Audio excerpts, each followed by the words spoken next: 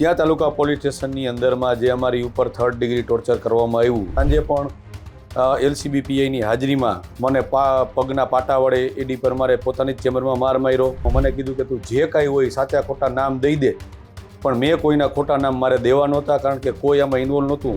કોઈ પણ જગ્યાએ જે નિયમોનું પાલન થવું જોઈએ, નોટિસ આપીને આમ 1-2 દિવસનો સમય આવવો જોઈએ, એ સમય પણ આપ્યો નથી.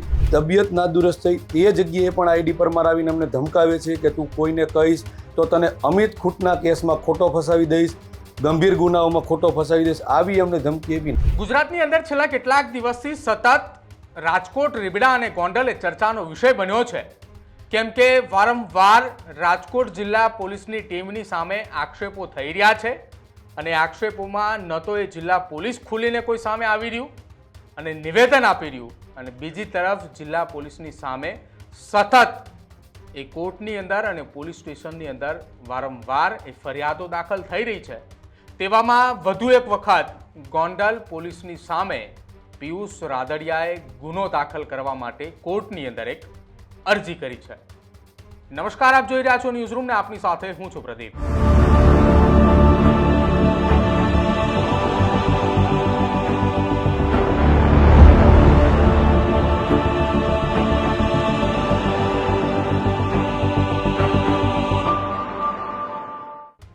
ગોંડલના પિયુષ રાદડિયાએ હવે પોલીસની સામે કાયદાના પાઠ ભણાવવા પોલીસની જ એક અરજી એ ગોંડલ કોર્ટની અંદર કરી છે.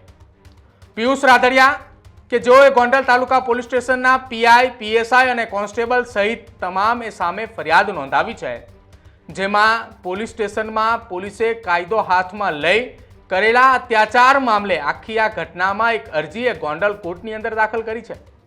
આપને જણાવી દઈએ કે બની ગજેરા કેસમાં મદદગારીમાં નામ આવ્યા બાદ પોલીસે ટોર્ચર કર્યાના આક્ષેપ બાદ કોર્ટમાં ફરિયાદ દાખલ થતા અત્યારે ગોંડલ પંથકની અંદર ચકચાર મચ્યો છે.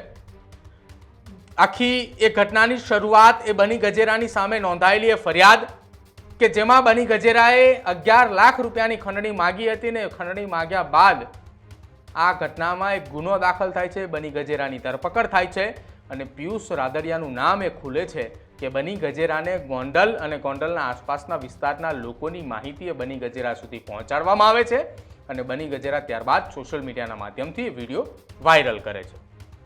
જો કે પિયુષ રાદડિયાને પ્રથમ આખી આ ઘટનાની અંદર એક પોલીસ સ્ટેશને લઈ જવામાં આવે છે, ત્યારબાદ અલગ અલગ 3-4 જગ્યાઓ પર લઈ જવામાં આવે છે.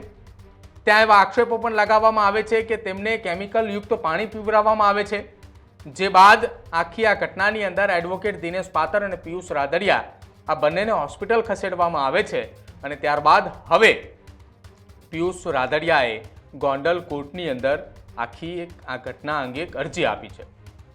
જો કે આ અરજીની સાથે સાથે પિયુષ રાદડિયા રાજ્યના પોલીસ વડા વિકાસ સહાયને પણ એક ઈમેલ મારફતે આ ઘટનાની જાણ કરી છે અને વિગતો મોકલી છે.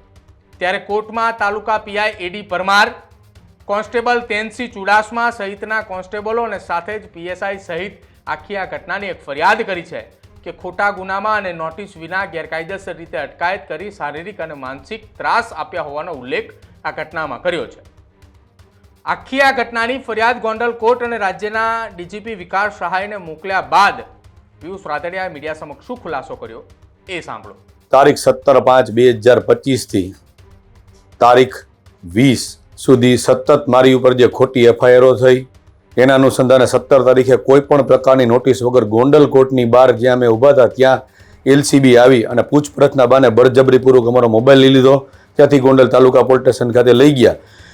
ત્યાં તાલુકા પોલીસ સ્ટેશનની અંદરમાં જે અમારી ઉપર 3rd ડિગ્રી ટોર્ચર કરવામાં આવ્યું, એ 3rd ડિગ્રી ટોર્ચરમાં તાલુકા પોસ્ટેના PI AD Parmar, PSI Jadeja અને 3 કોન્સ્ટેબલોએ જે ગોંડલ તાલુકા પોલીસ સ્ટેશનના કેમ્પસમાં અંડર કન્સ્ટ્રક્શન બિલ્ડિંગની અંદરમાં અમને પાણી પાયું, જે પાણી નાક અને મોઢા વાટે અમારા ફેફસા અને અમારા પેટમાં ગયું, જેથી કરીને એ જે અમાનુષી યાતના અમારી પર ગુજારી. ત્યાંથી અટકતું ન હોય તેમ સાંજે પણ એલસીબી પીઆઈની હાજરીમાં મને પગના પાટા વડે એડી પરમારે પોતાની જ ચેમ્બરમાં માર માર્યો. ત્યાંથી નથી અટકતા તારીખ બીજે દિવસે એટલે કે 18 તારીખે પણ સવારના પોરમાં 11 વાગ્યામાં મને કીધું કે તું જે કાંઈ હોય સાચા ખોટા નામ દઈ દે, પણ મેં કોઈના ખોટા નામ મારે દેવા નહોતા, કારણ કે કોઈ આમાં ઇન્વોલ્વ નહોતું, હું પણ ઇન્વોલ્વ નહોતો. એટલે મારે વધારે કોઈને ખોટી રીતે સંડોવવા નહોતા, જેથી મેં કરીને કીધું કે સાહેબ કાલે જ તમે મારી ઉપર આટલું બધું અત્યાચાર કર્યો છે તો મારે જે કહેવાનું તે કાલે જ કહી દીધું. તેમ છતાં પણ એમને તેનસિંહ ચુડાસમાને બોલાવી અને તેનસિંહ ચુડાસમાએ મને મારા પગ ઉપર પટ્ટા માર્યા અને બીજા એક કોન્સ્ટેબલે પણ જે મારા પગમાં પટ્ટા માર્યા, જેને હું નામથી નથી ઓળખતો પણ જોઈએ ઓળખી જાઉં. આ સમગ્ર બાબતની અંદરમાં ત્યારથી હું નીકળી અને મારે વારંવાર કોર્ટમાં ફરિયાદ કરવા માટે જાવું હતું. એટલે મેં બીજી જે પોલીસ સ્ટેશને ગયો ત્યાં મેં કીધું કે મારે જામીન નથી લેવા, મને કોર્ટમાં લઈ જાઓ, પણ બધાય સગરી હકીકતથી વાકેફ હતા એટલે કોઈ પણ મને કોર્ટમાં લઈ ન ગયા. કોઈ પણ જગ્યાએ જે નિયમોનું પાલન થવું જોઈએ, નોટિસ આપીને અમે 1-2 દિવસનો સમય આવવો જોઈએ, એ સમય પણ આપ્યો નથી. બધી જગ્યાએ એકને એક ઉપરથી સૂચના હોય, રાજકીય પ્રેશર હોય, તમારી ઉપર આ કરવું પડશે અને 24 કલાક રાખવા પડશે. આવી રીતે જે અમને વારંવાર 4 પોલીસ સ્ટેશનમાં ફેરવા, ત્યારબાદ અમારી તબિયત નાદુરસ્ત થઈ.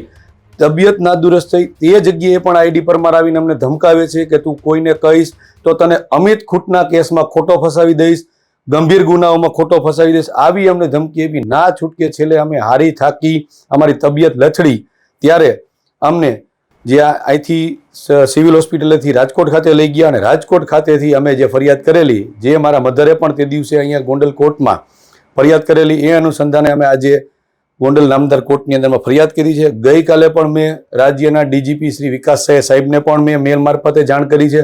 આજે એમનો રિટર્ન મેલ પણ આવી ગયો છે એસપી સાહેબને. જોઈએ હવે, મને કોર્ટ પાસેથી આશા છે પણ વિકાસ સાહેબ પાસેથી પણ આશા છે કે મને ન્યાય મળશે. અને આગામી દિવસોમાં મને અહીંયાથી ન્યાય નહીં મળે તો મારી હાઈકોર્ટ અને સુપ્રીમ કોર્ટ સુધીની તૈયારી છે. આગામી રણનીતિ તમારી શું છે?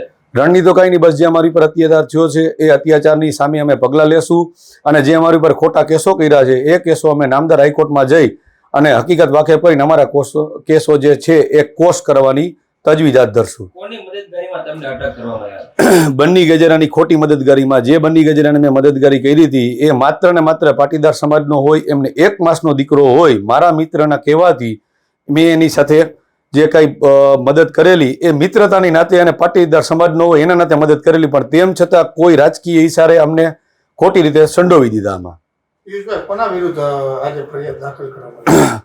ગોંડલ તાલુકા પોલીસ સ્ટેશનના પીઆઈ એડી પરમાર સાહેબ, PSI RJ Jadeja, Tensinh Chudasama constable અને અન્ય 4 અજાણ્યા કોન્સ્ટેબલો કે જેમને હું જોઈએ ઓળખી જાય એમની વિરુદ્ધ મેં ફરિયાદ કરેલી છે.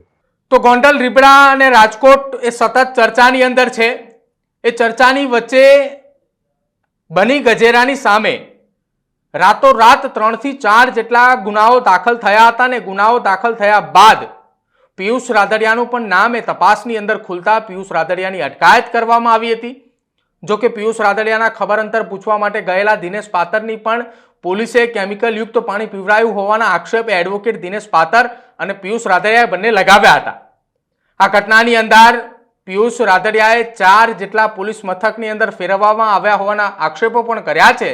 જો કે હવે ગોંડલ કોર્ટની અંદર ગોંડલ તાલુકા પોલીસ સ્ટેશનના અધિકારીઓની સામે એક અરજી દાખલ થતા ગોંડલ પંથકની અંદર ચકચાર મચ્યો છે કે પોલીસ સ્ટેશનમાં પોલીસ દ્વારા કેમિકલ યુક્ત પાણી પીવડાવી અને મારવામાં આવ્યો અને પટ્ટા પણ મારવામાં આવ્યા હોવાનો અરજીની અંદર ઉલ્લેખ કરવામાં આવ્યો છે. જ્યારે પિયુષ રાદડિયાએ ગોંડલ કોર્ટની અંદર કાયદાનો સહારો લેતા પોલીસ બેડાની અંદર અત્યારે ખળભળાટ મચ્યો છે કે શું ગોંડલ પોલીસ સામે કાયદાકીય કાર્યવાહીની અંતર્ગત આ ઘટનામાં પોલીસ પર કાયદાનો શકંજો કસાશે? તમારું શું માનવું છે આખી આ ઘટના સંદર્ભે અને ખાસ ગોંડલ તાલુકા પોલીસની સામે થયેલી કોર્ટની અંદર અરજી અને સાથે રાજ્યના પોલીસ વડા ડીજીપી વિકાસ સહાયને મોકલેલી અરજી બાદ શું કોઈ કાર્યવાહી થશે? શું કોઈ એક્શન લેવામાં આવશે? જરૂરથી અમારા કમેન્ટ સેક્શનની અંદર આપનો અભિપ્રાય જણાવજો. જોતા રહેજો ન્યૂઝરૂમ. નમસ્કાર.